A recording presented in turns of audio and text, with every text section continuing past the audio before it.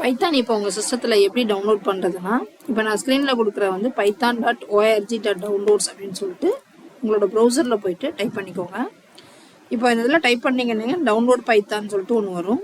இதில் போயிட்டு நீங்கள் டவுன்லோட் அப்படின்னு கொடுத்தீங்கன்னா உங்களுக்கு வந்து லேட்டஸ்ட்டாக உள்ள வெர்ஷன் வந்து இதில் டிஸ்பிளே ஆகும். இதில் நீங்கள் டவுன்லோட் அப்படின்னு சொல்லிட்டு இதை டவுன்லோட் பண்ணிங்கன்னா ஆட்டோமேட்டிக்காக உங்களுக்கு டவுன்லோட் ஆகிடும் உங்கள் ஸ்க்ரீனில். ஸோ இப்போ எங்கே சேவ் பண்ணேன்னு கேட்கும், இது ஆட்டோமேட்டிக்காக சேவ் ஆகிடும். இப்போ நான் ஆல்ரெடி டவுன்லோட் பண்ணி வச்சிருக்கிறேன், என்னோட இதில் வந்து ஆல்ரெடி இருக்குது. ஸோ இப்போ இந்த மாதிரி ஃபைல் வந்து டிஸ்பிளே ஆகும். இதை நீங்கள் டபுள் கிளிக் பண்ணீங்கன்னா உங்களுக்கு உங்கள் சிஸ்டத்தில் வந்து பைத்தான் வந்து இன்ஸ்டால் ஆகிடும். இப்போ இன்ஸ்டால் பண்ணி முடிச்சுட்டு நம்ம சிஸ்டத்தில் பைத்தான் வந்து இருக்கணும்னா கமெண்ட் ப்ராம்ப்ட்ல போய் என்ன பண்ணணும்னா செக் பண்ணும். பைத்தான் வேர்ஷன் அப்படின்னு கொடுத்தோம்னா நம்ம என்ன வேர்ஷன் டைப் பண்ணியிருக்கோம் அப்படிங்கிறத அது டிஸ்பிளே பண்ணி காமிக்கும். இதுதான் அதோட பைத்தான் டவுன்லோட் பண்ணியாச்சு, இன்ஸ்டால் பண்ணியாச்சு. இப்போ பைத்தான் வந்து நம்ம என்ன பண்ணலாம்னா விஷுவல் ஸ்டுடியோ கோடுலையும் யூஸ் பண்ணலாம், இல்லை நோட்பேட் ப்ளஸ் உங்கள்கிட்ட இருந்தாலும் அந்த எடிட்டர்லேயும் நீங்கள் யூஸ் பண்ணிக்கலாம், ஏதாவது ஒரு எடிட்டரில். இப்போ அது ஃபஸ்ட்டு வந்து என்ன பண்ணணும்னா நீங்கள் வந்து அந்த சேவ் பண்ணுறது வந்து .py அப்படின்னு சொல்லிட்டு சேவ் பண்ணணும். ஃபைல் நேம் வந்து .py.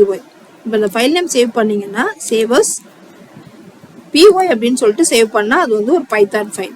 நெக்ஸ்ட் என்ன பண்ணணும்னா இந்த பிளக்கின்ஸில் வந்து NPP எக்ஸிக்யூட்னு சொல்லிட்டு ஒன்று இருக்கும். இந்த இடத்துல வந்து கீழே நான் டிஸ்கிரிப்ஷனில் அதை டிஸ்பிளே பண்ணுறேன்.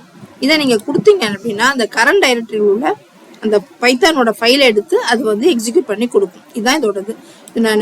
நீங்கள் ஒரு எக்ஸாம்பிள் செக் பண்ணி பாருங்கள். உங்களுக்கு ஒரு பைத்தான் டவுன்லோட் பண்ணிட்டு டெஸ்ட் பண்ணி பார்க்கணும்னா இதை நான் கீழே டிஸ்கிரிப்ஷனில் கொடுக்குறேன், அதை யூஸ் பண்ணிக்கோங்க. ஓகே.